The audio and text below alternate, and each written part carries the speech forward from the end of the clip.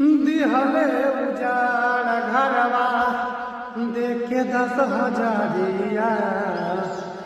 दिहले उजाड़ घरवा देखे 10,000। कहाँ जाई मोदी जी साभे बेरोजगारिया। कहाँ जाई मोदी जी साभे बेरोजगारिया।